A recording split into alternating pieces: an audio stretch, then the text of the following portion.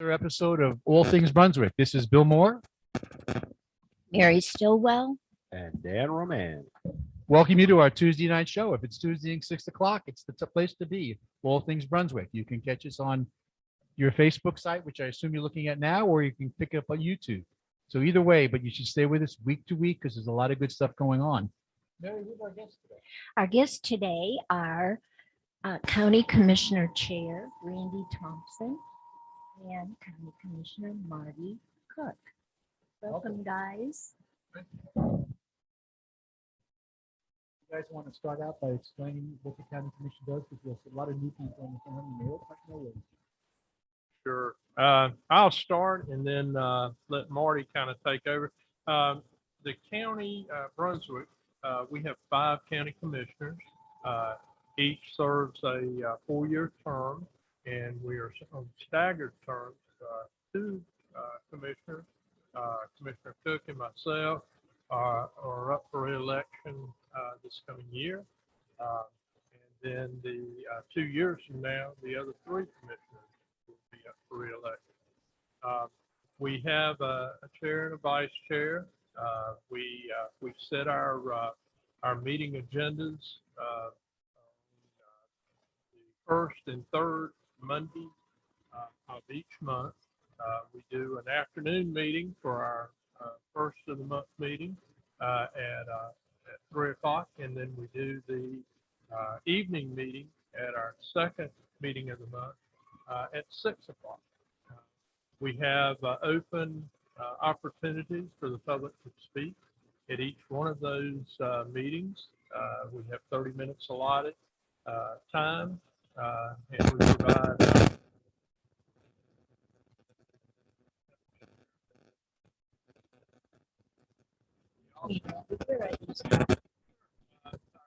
the government complex.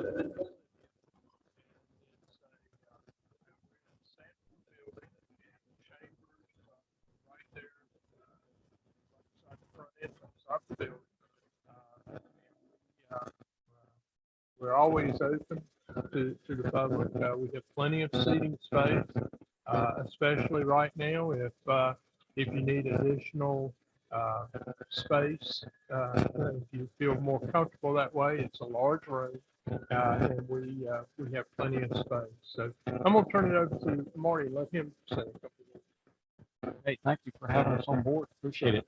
I'm Marty Cook. I've been serving for 14 years.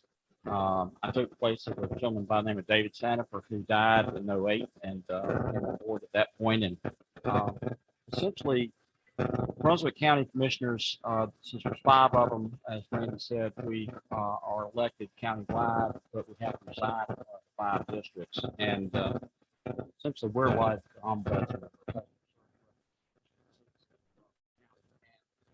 We have issues across the county, but some things are going to be done to the municipalities themselves because they have to do with that. One thing we don't do, like we talk about, is we don't have roads. North Carolina, Texas are unique in that respect. The counties don't oversee.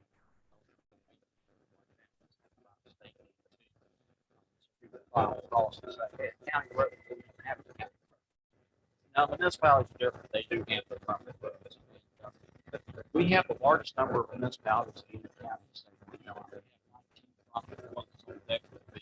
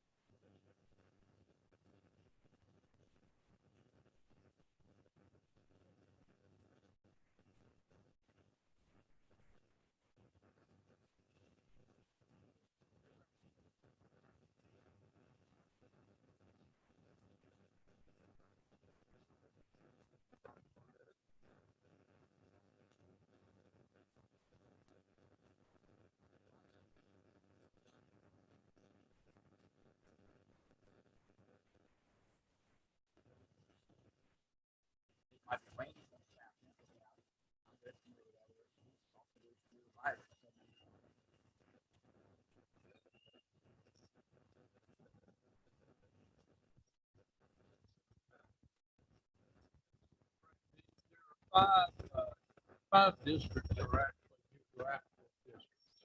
Just like the school board as well, they work off a geographical district. The individual has to come from one of those five districts. What that does, I think, is a fair way of not doing that large city where they have to represent and not fully represent.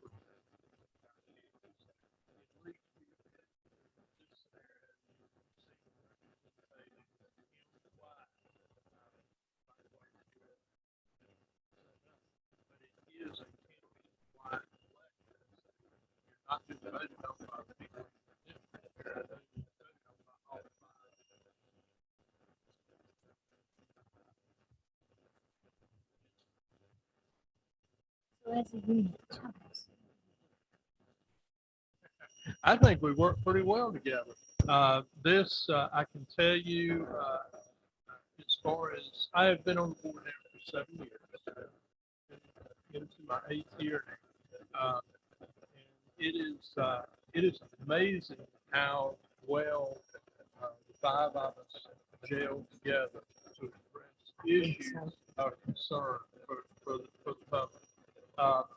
Yes, we all have a difference of opinion sometimes, but whenever the decision comes out that is in the best interest of Brunswick County, there's 99.9% of the time, there's 100% acknowledgement that that is the way that we should all be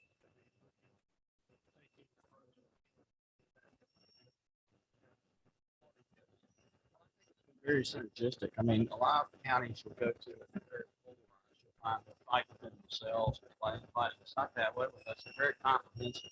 It's not an old boy system either. It's basically if we truly respect them enough and appreciate those differences we have them to come together, we really will hammer out something whereby we come together as one as a team.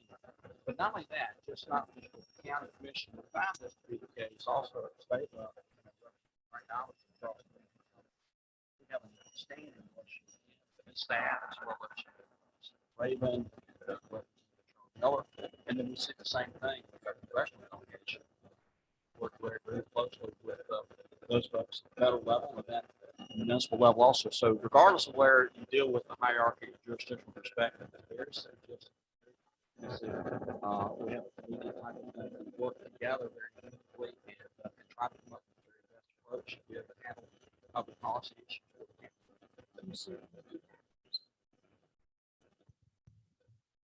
With the tremendous growth in the county, you said it was the 7th largest growing. What do you think the biggest struggle is at the current time?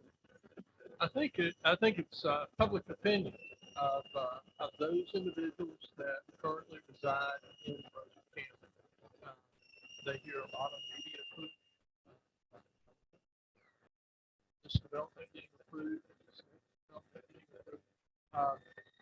The thing that is odd in all that is whenever these new developments are approved, they go through a process. You're not going to see the thousands of homes online within a few weeks following that. We're looking at long we're not only county, municipalities are in this way. What we're doing, we have a technical review. 35 people that serve on that technical review for every complex. Like to have begin working on. So they have to go through that process, which is very strict. We have some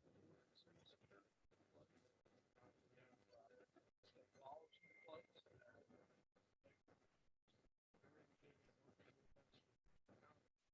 You know, just an example, like the storm. The county has a very, very strong stormwater control place, whereas the state, So how you handle the water on the site is quality. So, it is actually how you manage that water flow. Potential ponds, storm drainage, the county it's a very, it is a very complicated process. And what we're trying to do now is to review one of the biggest issues that well, obviously, like I say, just be honest about it. The county doesn't, we're not responsible for roads. One thing we are responsible for is the planning of roads in new developments. And then how is that road, how is that development going to connect to the next? And so what we're trying to do, we've got some meetings coming up. We would like, and I think most of the commissioners like the idea of maybe putting the transportation planning piece ahead of the approval process for new developments. Right now today, they approve the development and then send it to the board of transportation for them to review it and do the permitting. That is, what we would like to see is that kind of reversed a little bit. Let's make sure the road structure, the road egress, egress is right. Well, I was thinking, one of the things people say to you whenever you go through election process, they say, what's the number one thing for the county? And the answer should be always, I mean, this is just like, at the federal level of Social Security, they always talk about Social Security because if you don't say that, they throw you under the bus. And with respect to local issues, they always say it's education and it's jobs. Well, the reality is Brunswick County, one of the biggest issues we have is staying ahead of the curve because it is such a fast moving target. I mean, there are so many things coming at us. And you think about it, as far as density, we have the highest number of age 65 and over than all the 100 counties in North Carolina. We have the 9th lowest tax rate. We've got a lot of things going. So we always have to be way ahead of the curve as much as we can so we be proactive and not reactive. Another thing is we're in the vanguard for whatever issues come down. That's a very important thing you must do. You must be aware of what's going on, what the issues are that confront you. And the nice thing about it, since we've worked so collaboratively together, somebody might know something the other guy doesn't. We get on the horn, talk to each other and say, hey, are you aware of this? What's your position? And we work on that. But as far as business, we do have economic development. We have a very, very strong thing trying to bring industry into the area. But not only that, as far as education, you look at it, Brunswick Community College is the #1 community college in the nation, 2 years running. That's an amazing thing to be able to say. And not only that, when you're looking at infrastructure, people talk about, well, we don't have enough infrastructure and we don't have, maybe they don't see the police. I talked to them, I said, it's just below the surface. You don't always see it. I equate it to being like a fire ant's nest. You don't see it until you actually disturb it. And then what happens is you see a very robust and profound response. So like with respect to infrastructure, since we swell from about 150 to about 400 and some odd people, 400,000 in the summer, we have to have that infrastructure in place already. And so would say that, 3/4 of the year, we have that cushion, but we're always having to be proactive to that, make sure we build out to be able to plan for what's coming at us.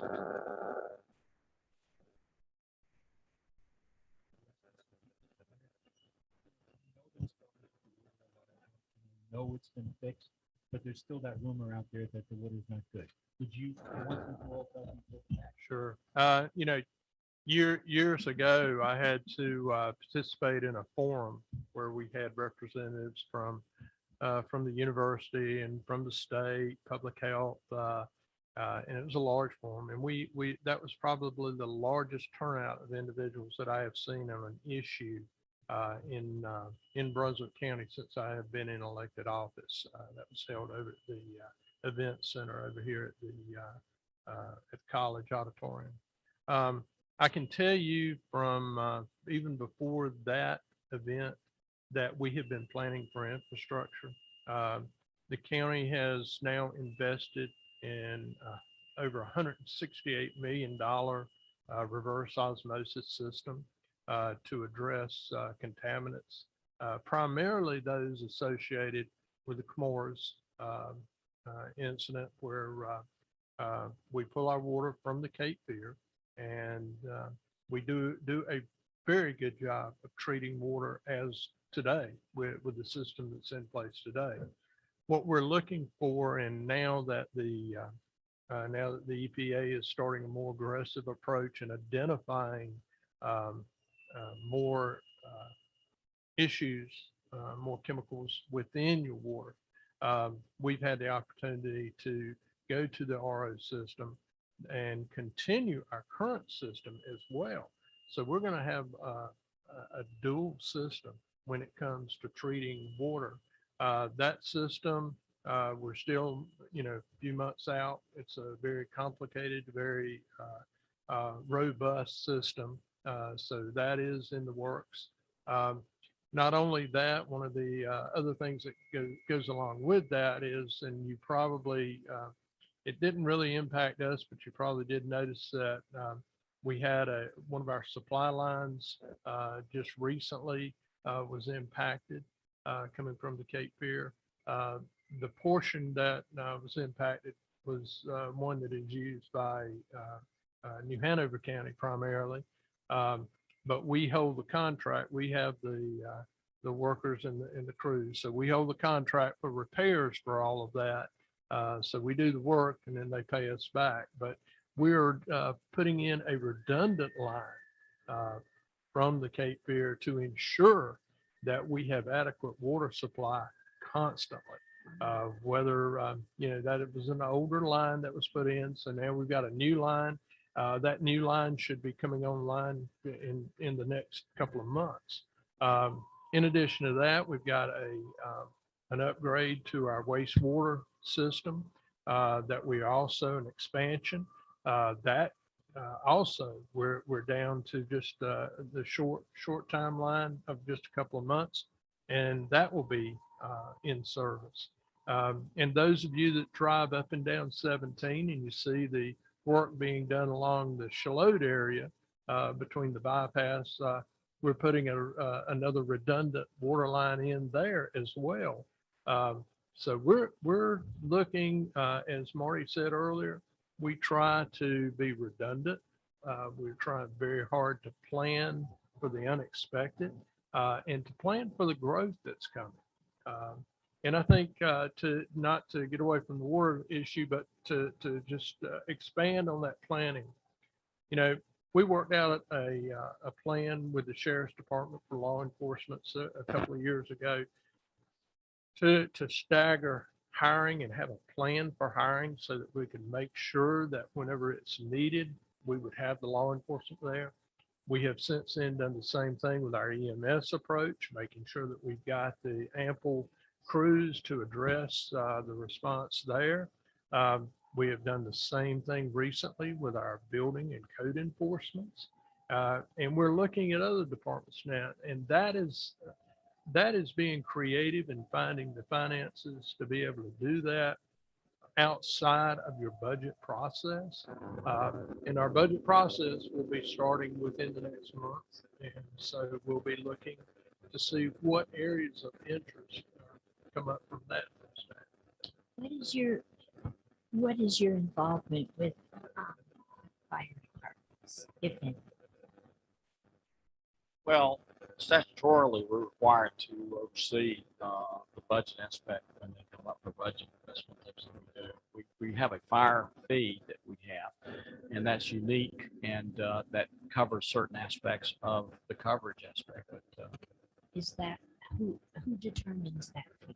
How is that determined? the fee is based upon that individual fire department and what the operating expenses will be for that in light of what they have, what resources they have. So some of them have a very robust aspect where they have a lot of money coming in because they have a lot of property, some don't. So you have to look at it. You can't broad brush it. I want to get back to this water if I can just for a second. Sure.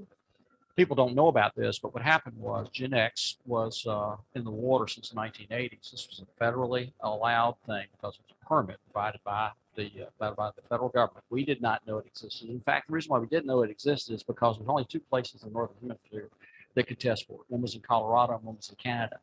And talking to our utilities director, they said, we put the water together. We put it together based upon what the specs are for the Fed and the state. We can't figure out what's in the water when there's no way to even test for it, don't even know it's there.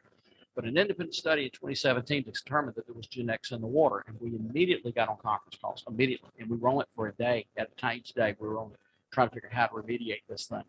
So we were trying to determine, okay, was there a cancer plume or anything? We couldn't find any correlation with the health aspect that was associated with it, even though people did talk about it. But the other thing was our water plants were winning awards consistently because we were providing the water as the way the state and the federal government mandated us to do it. We were winning awards because we did put out very good quality water. Here's what we discovered with Gen X, though. The way you get rid of Gen X, it's an inorganic, and so it's a byproduct of Teflon, as I understand. So we've sued Chemours, but not only that, we found out. I have a friend of mine who's a chemical engineer. We were talking about water quality, and we also were discussing this, that a low pressure reverse osmosis plugged into the back end of our water treatment plant was the solution. It wasn't a high pressure reverse osmosis, but a low pressure put on the back end of the existing filtration we already have is what we needed to be able to actually get rid of it. And so we have been doing that. We've been working on that. So, I feel like personally that we've been dropped, the ball got dropped by the federal government as far as that's concerned. I mean, they didn't tell us, we didn't know it, we didn't know how to test for. It's like trying to test for something that we don't even have the ability to test for. So it was incumbent upon us to be able to provide that redundancy, to provide those enhancements and these things, which is going to cause the bill to go up, but it's only, some people say it's going to go up exponentially. It's not. What we have is we have a bond to be able to pay for these costs, and it's over $250 million to put in that 18-mile long, 52-inch pipe. Plus, you don't get a 1-to-1 ratio of the amount of water coming in to getting out through the back end of the low pressure reverse osmosis. It takes more water to be able to produce a gallon than a regular gallon of water. So that, along with the growth, we've had to do it. And if we've only gone up on the water rate one time in 17 years, and that was $1.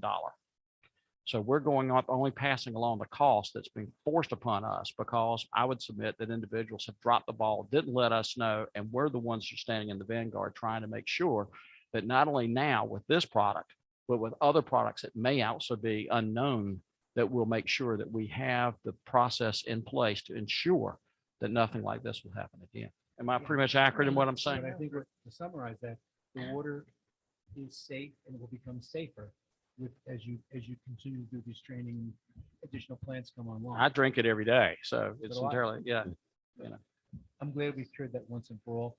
It's a rumor out there that needs to be killed. I'm going to take your question, and I want to compliment both of you. You are the 9th lowest tax rate in the state, yet you're one of the fastest growing counties in the state. We have people coming from all over. I don't know if people know this, but a few years ago, a education bond was passed, and the tax was supposed to have been passed on to the taxpayer, but you guys managed to find a way to absorb that within your own budget and didn't pass that price on. And for that, you should be commended, and people should be aware of it. How do you plan in your budget for what you don't know, what you think is going to happen? Yeah. And that's what we have very strategic thinkers. When we hire, and one of the things Marty and I talked about earlier, we have a new county manager coming on board, and he, matter of fact, if I'm not mistaken, he tomorrow will be his first day of work as county manager. And that's Steve Stone. Steve has been with us for a number of years. Matter of fact, Steve came to the county the same year that I came to the county as an employee. So he's been here about 21 years now. So he has a lot of expertise. He came with a lot of expertise from the private sector. And I think that has assisted us in being able to look at and plan for the future. He's got some incredible support staff. He's got another gentleman that's one of our deputy managers that's been here for over 20 years, and he's taken a lead in the health and human services. He came out of the public health, and he has done a phenomenal job steering us through the last couple of years. And then we've got a relatively new gentleman that's with us that came from a town outside of Charlotte, where he was a town manager, and now we have him on the county side of it, but he has huge amounts of knowledge in dealing with issues that face municipalities, in a growing municipality at that. So we're very, very fortunate. That's just our executive level. Whenever it gets down into our department heads, we've got super department heads, and then that's followed up by super talented employees that are out there every day. Marty, anything? Well, I think people get the idea that we're the ones steering that ship. Maybe that might be the case, the perception, but behind us, and people say this and they don't really mean it. But the thing is, it really is the case. If you pull back the layers all the way down from, as he just stated, from the top to the bottom, you're going to find an incredible staff. You'll see this a lot of times when we have disasters. These guys are working all the time and they're doing all kinds of stuff. And the state has looked at us and said, how did you do such an effective job? It's because everybody works very cohesively. So we have an outstanding staff. We try to promote from within. We try to provide incentives whereby individuals will be able to excel. We have people who have gotten degrees and they've gotten certifications while they were working with us. They've done a lot of things in the background. So that being said, when we have issues that are coming before us, a lot of times it's from a collaborative aspect of being able to talk and say, hey, what is happening? What do you see? And they come up and they say, we need something, or we need to start planning for that. Wouldn't you say? I would say that's exactly correct. I think you'd be commended for promoting from within because it does raise morale. You're bringing up people who know the system from the bottom up and not coming from the outside. And I think that does a wonderful thing to keep the place running. I also want to point out to people, in spite of having tremendous growth and a lowest tax rate, you guys have managed to put together a good rainy day fund if there's a problem in this county that you don't have to go beg, borrow, and steal. And the money's there at least to get started until some other funds come in from other areas. You'd be commended for that too. And we appreciate that. Yes, our fund balance is extremely important to us. And then having our utility and the enterprise system set up with utility is another plus for us as well. So let me say a few things real quick. The thing is, we try to do a pay as you go as best as we can. That saves us on interest. That brings us in a bargaining aspect. We can get the cost lower. Like in the case with respect to that pipeline I was just mentioning about, we were able to negotiate a price that was lower than what the actual cost would have been because we were able to find piping that was not going to be used by another entity. And so what happened is we bought it, and we bought it at a much lower price. We try to do pay as we go. We do have a fund balance, which is like an insurance. The thing is, when we had a hurricane, we had schools that were damaged. We had the money to be able to step up and be able to repair them versus trying to figure out how to get the money. So that being said, we try to be responsive in what we're doing and ensure that we have what is needed to be able to bring to bear should we have an issue, but also we have a higher bond rating because of the way it's done. And again, it goes back to those individuals. They're the ones that are running these types of things and looking into it in greater depth. Oh, believe it or not, guys, we're just about out of time. But my favorite question has to be asked before I let you go. I know it's coming. Yeah. And basically, I've asked anybody that comes on our show to tell the audience something about you that nobody knows. So whoever wants to go first, feel free. Okay, well, yeah, probably something that you don't know. I've had the opportunity to ride on the tailboard of a fire truck. I've arrested a bank robber, and I've chased someone over 100 miles an hour. So, I've had those thrill trips. But he didn't catch me. And didn't catch him either. So. I guess with me is that when I was in school, I went to the Citadel Military College in South Carolina, where my son is right now as a competitive cyclist when I was there. And that's what I did. I was always on a bicycle riding. The other thing about it is when I got out of grad school, one thing we did was we launched a show that was the biggest pickup in public television in 15 years. 85% of the U.S. market wanted it. We had no clue what we were doing, and we actually got it on the air. So we got it for 2 seasons and morphed it into a nightly show. So, I'm honored to be serving with these folks because, I stand with other individuals that are incredible to work with, and they're just wonderful people. So thanks for having us on the show. The good news you here, so guys, is we don't know what we're doing, so we have a great chance of success Yeah. based on what he just Yeah, said.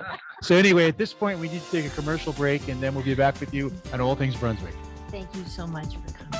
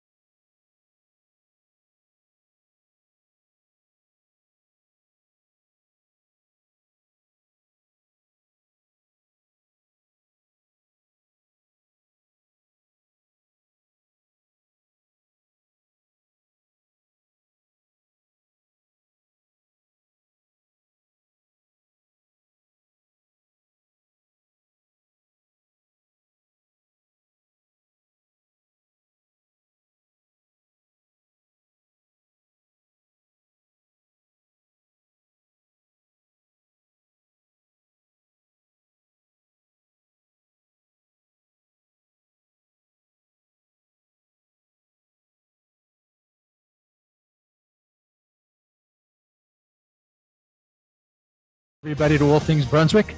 We're having a great time on a Tuesday evening in the second half of the show. Time is moving very quickly.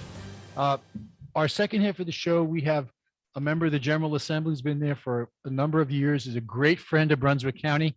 You want to introduce it to everybody, please? Because you Certainly. set these all the things up, so you can introduce our representative. We want to thank Frank Iler very much for joining us today.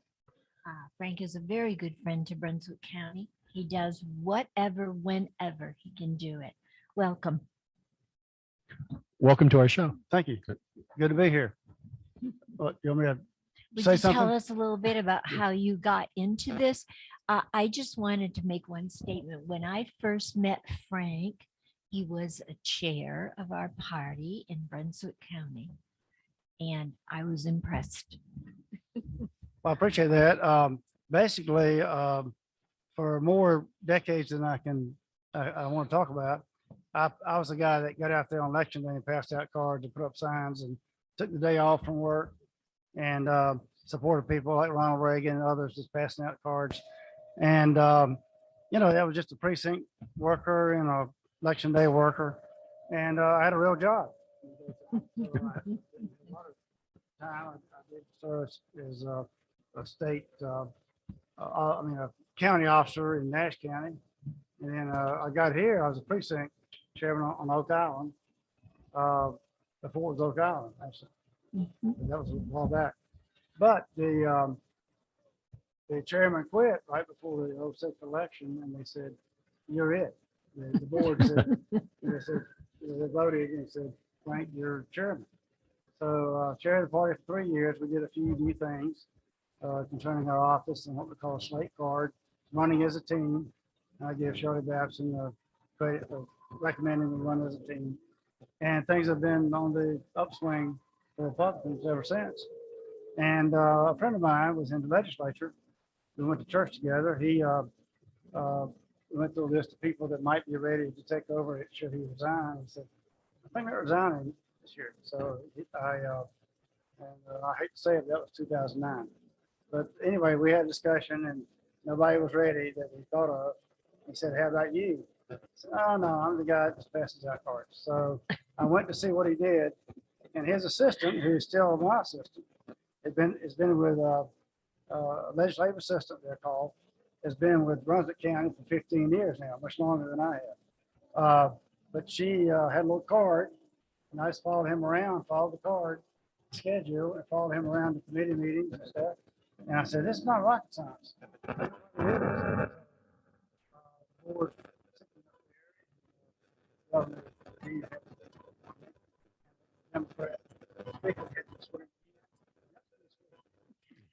I'm sure it was. It was. So I've been working ever since. I've been in the transportation committee as chair ever since we got the majority. Chairmanship of the majority party. And I've been transportation chair ever since. Three committees, actually, the policy committee, the bills go through, the budget committee, the corporations committee for transportation, and joint transportation oversight. We don't run, for example, DOT. We write the budget. And they answer the phone. They're very responsive. Particularly in my area. And it's nice. Again, roads is a huge thing. As you imagine, potholes. Other topics, insurance, DOAs, water quality, that's been mentioned by our county commissioner. Education right now is huge, obviously. We put a lot more money in education, but right now it's what's being taught. And that's very concerning to parents. That gets to the state level also. Frank, tell us, and since you have been with the legislature, tell us the things that you are most proud of. I'm most proud of our budgeting that we've been able to do. Our budget was on a runaway course when the Republicans majority. And I have to say it was 2011 and Speaker Tillis and now Speaker Moore. We have changed the tax rate on individual families But now that the zero tax rate is much higher, so a lot more people don't have to pay any tax if they make $25,000 a year. And we've cut the personal rate from 5.25 to 3.99 by the end of this budget. It's been coming down. We got a rainy day fund. When the 2009 recession hit, we had about 100 million in the rainy day fund. It almost wasn't there. It's almost $4 billion. So why do you need that? Well, one major disaster can cost $2 billion. And we've learned that several times. But we built that up slowly by cutting taxes, increasing jobs, increasing revenue. President Kennedy and Reagan proved that if you cut the rate, the dollars go up. And my dad always said you can't take a percent to the bank. So it's the dollars that have gone up and enabled us to do a lot of things. This budget, this time, which was signed by the governor, first time in 5 years that he signed the budget, but it's a 2-year budget, 21 to 23. I don't think you get into all this or not, but include raises for teachers and state employees, bonuses for most teachers, bonuses for law enforcement, bonuses and 7% raises for correctional and probation officers.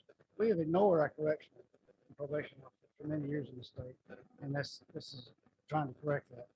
$6 billion for infrastructure. Some of that's federal money passed through. But it's $6 billion for infrastructure, including roads. And then something we've never done before, I'm aware of, $1 billion for school construction. The counties have always built schools. And we want to help jumpstart that program. And some of them have done bonds, but this is dollars to the counties, 800 billion extra from the lottery, and 200 billion from our general fund to go into building schools. I won't get into voter ID until you ask me to. I was about to ask that question. Yeah, I mean, that's where I was going to go with it. The Okay. biggest thing in the news, pretty much, I think today is safe to say is voter ID. Give us your thoughts on that. The last 10 years, your legislature has passed voter ID 3 times. And we passed it 3 times, and the people voted over 60% to the Constitution. The last time we passed it was to enable that constitutional amendment to be put into practice. That is in court. So I've been held up in court. Friends of our current government, people of that type, and they got it held up in court. 1 year we had it. We may get it next year or 2 because of the court changing its mind. But right now, we passed it over and over again in the judicial system. We do have 3 branches, sometimes executive branches. But we do have 3 branches. And ours is a little more effective than the federal legislature right now, but that's probably a good thing. But not as effective as it could be to pass everything. But again, the election law has been something we've worked on since I've been. And, we try to make it harder, easier to vote and harder to cheat. And, we actually reduced early voting, then we put it back. Number of hours. We're not going to go to mass mail out ballots. People got I got last election. I got absentee ballot in the mail. They got some group put out an application for an absentee ballot. It looked kind of like it. And, so that wasn't what that was, but you still have to request it. You still have to have a signature, and now we require it has to be printed and your address and information has to go with it. What I would like to see is some kind of ID sent in with it absentee. We've been trying to do that for a while too. So a lot of things we've tried to do and then vetoed and then watered down. But we're still every session we're trying to work on it. I was thinking that once you said something that I think people need to understand. Every year since our governor has been sitting there, the legislature has put a teacher raise in a budget.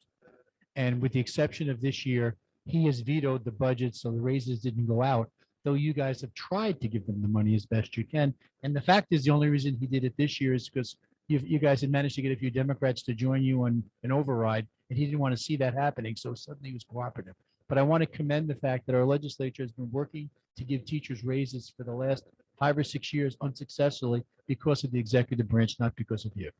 Yeah, that's exactly right. And we get blamed because we're not spending enough. I'm not sure what enough is. About 5% a year seems to be pretty good. But again, we put it in the budget. The first budget we vetoed 4 years ago, they didn't get the thing because they vetoed what we had in there. They got zero. Last budget, we decided to do mini budgets. So we did an education budget. He could not sign. And so he had to directly deny raises by not signing that education mini budget. We did a transportation mini budget. We did several different mini budgets that made it very difficult to veto. So we did that time. This time we just negotiated. So we finally got it signed. And he needed the Democrats wanted to join us. And that's helpful. And hopefully we'll have a super majority in our party, but there's great Democrats in the legislature, and they get it. Be able to work with them. Frank, you want to talk a little bit about redistricting? I will. I'll be glad to hold up my map. Yes, Looks like- thank you. It looks like a jigsaw puzzle.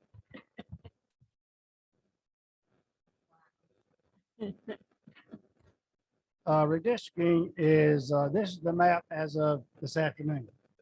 Okay. It's very unsure what the Supreme Court is going to do. It's been appealed all the way up to the Supreme Court. They're going to hear oral arguments on February 2nd, whether the maps are legitimate or to go ahead. 3-judge panel said they're fine. So that's the appeal Supreme Court. So we will know sometime in February. These Now, are that's the maps. state Supreme Court. State Supreme Court, yeah, North Carolina Supreme Court. It's not to the level that we have to go to the U.S. Supreme Court. I wish it was. But we'd be better off. We have a minority of our party members on that Supreme Court, but we think there'll be some reasons that they'll possibly say, okay, for now, let's go ahead and then look at it down the road. I hope that's the case. That's just my unlawyerly opinion. Not a lawyer. Don't play one on TV. But I'm glad to talk about any other of the issues. I can jump on the federal government at a moment's notice. But I think our state government, we've pretty well recognized we've got 3 branches. We're not ignoring the legislature like they seem to do in the federal government. But our governor has put out a lot of mandates. We've tried hard to offset that. Even the budget had a few things that I think he's going to try to sue us. He had to sign the budget overall, but he may try to sue us for some of the things that put a control to some degree on his powers, emergency powers. Those emergency powers shouldn't be unlimited. It should be subject to the Council of State. The other officers elected statewide should be subject to the legislature, but not just go on forever and not have any curve on the executive power. So we're approaching 2 years of emergency powers. That's right. Defies the logic. Yeah, we've worked on that for about 2 years. Yeah. 20 and 21. And again, he's got the veto power. You have to have people that won't toe the party line to work with you. Some of those issues, they get right in line. So we need people to understand we've got 120 members, 72 to override a veto, supermajority, 3/5. We have 69, 3 short. The Senate has 28, they need 30 for an override. So we had to have 13. He's got 70, I'm sorry, 69 overrides, almost 70. The total for all other governors in the history of North Carolina is 35. So he's almost double the number of vetoes. We were able to override that. every other governor in the district of North Carolina since they got the veto, which is in the seventies. Governor Perdue vetoed 13 bills, and we had just come into the majority, the super majority, the 75 members. We overrode 11 of our 13, which were override. But it's a different ballgame.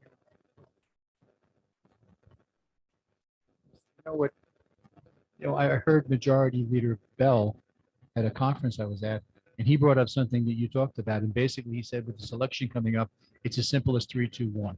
Right, Which three is- members, Go three ahead. more members of the state house, 2 more members of the Senate, and 1 more member on the Supreme Court of our party. And that will make a world of difference in the remaining 2 years of our governor's term. That will definitely recognize we have 3 branches, not just one.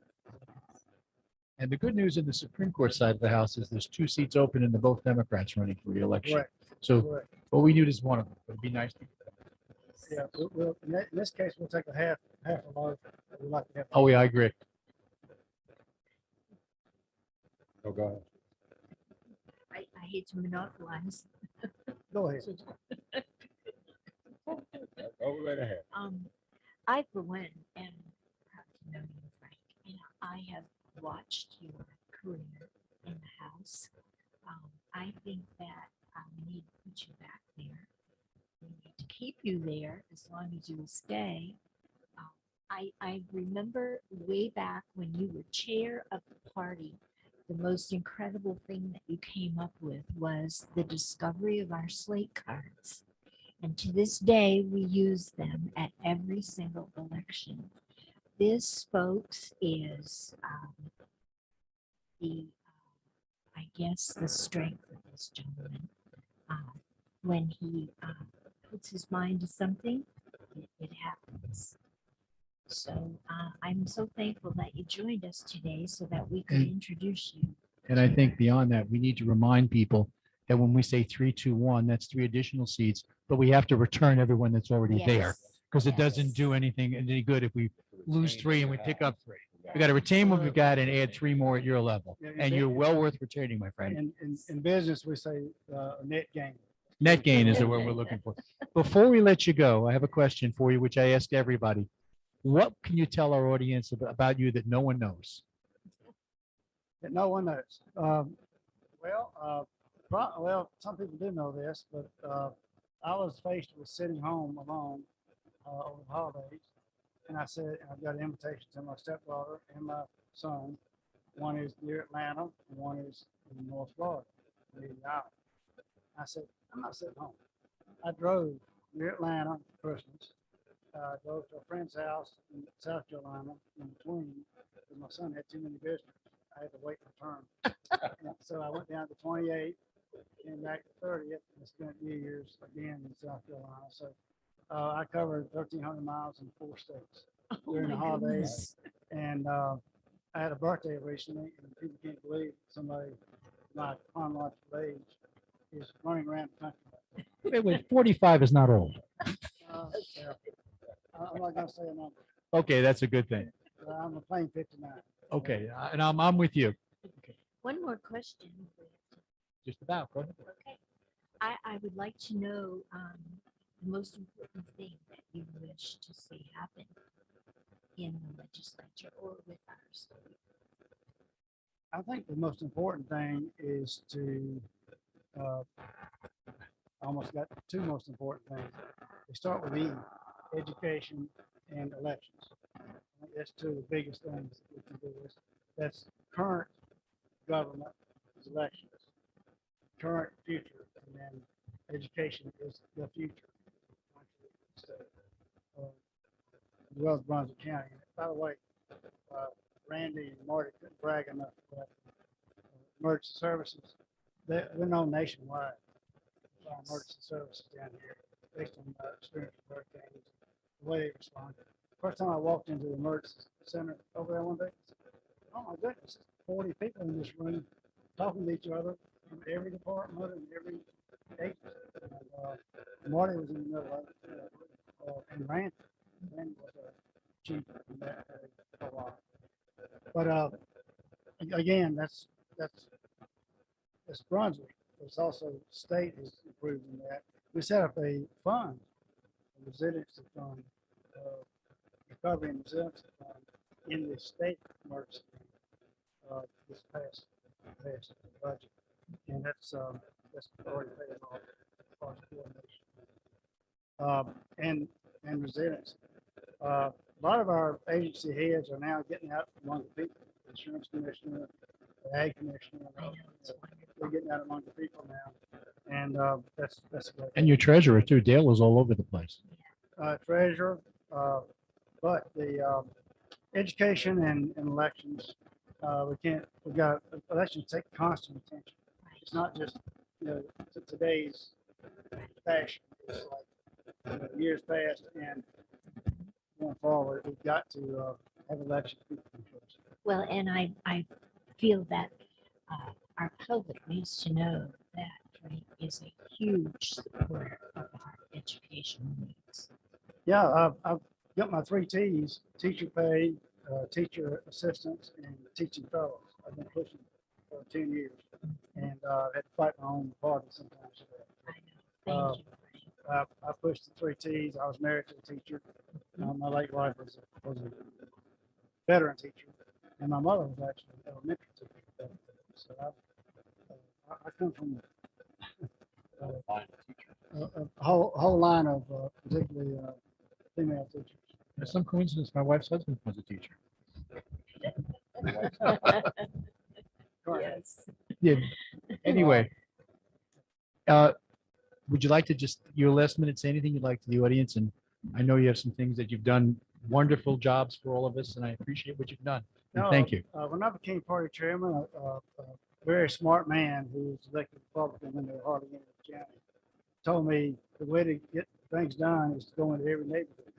So I started going to every neighborhood, finding precinct chairs and finding neighborhood captains, if you will, kind of informal. And that's the way we got going, plus the slate card. Go right down the ballot from the president or the senator all the way down.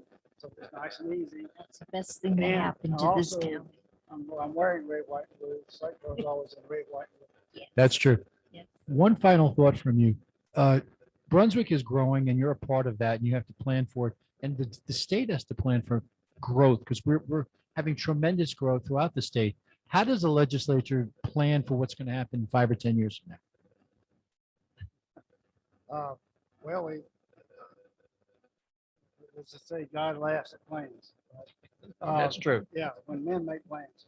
But we have to plan for the future. Transportation, there's a 2050 transportation plan. There's all kinds of plans. Most locally, what we call our metropolitan planning organizations in rural and the state. I think DOT is the biggest area. I wish all departments planned as much as they do. Education and everything else. Education seems like a day-to-day thing right now, but that's kind of worrisome. Maybe hour to hour. Yeah. Overall figure, about $26 billion is your state budget and $27 billion for the next year, for the 2-year ban. And spend about $5 billion a year on transportation. So, Yeah, most people don't know the fact that that budget that you put out of all those billions of dollars, over half of it goes to education between K to college. So, yeah. over half colleges- that money. Right, and community colleges have been kind of a stepchild. We fixed that in this budget. But it's almost 60%, well, right at 60%. Yeah, I know it used to be Entire amount. 58, so it may be up to 60. It's 59. Entire budget is education from public to university. That's a direct teacher salary investment in education. Universities is $12,000 per student. The other schools is over $8,000. Yeah, and don't forget, it's when education is one of the reasons that companies will come here. They need a business environment, but they need the natural resource of educated people to staff their companies. Yeah. And that's why one of the reasons education is very, very important in this state. Right, and our county steps up for community college and public schools. Yeah, for community, BCC, not only is it the #1 in the country for 2 years in a row, thanks to our county commissioners and whatever help they get from above, they've made it free. Yes. a child in Brunswick County student can go there at no cost.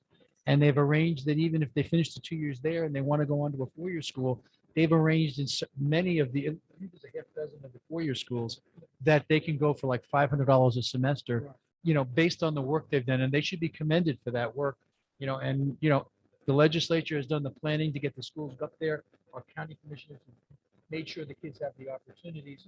And I commend everyone for that access. Thank you. I think at this point, we're going to take a pay our customers break for a couple of minutes, then we'll come back and close up the show. And we want to thank you for being with us. So we'll be back. Hang on. Representative Frank Iler, folks.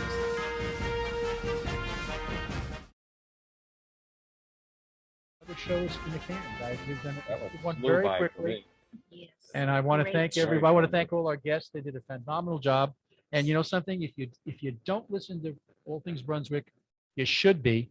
And you should tell your friends about this show, because this is where you're going to find out everything going on in our county, meet some great officials, and find out that the things that are happening. Anything you want to say, closing, guys? Yes, I would like to ask everyone, should you know somebody who does a lot for their community, for their county, for their state, etc., if you would please email me at calmstillwell@gmail.com and let me know who they are. We are going to start recognizing these awesome people. Thank you. You might want to spell that email address out for something. COMMSTILWELL@gmail.com. And that's gmail.com. Just to help the spelling there, to make sure we got that done. Sure you right. got that one right. So anyway, we want to thank you for listening, and we'll see you again. Till next time.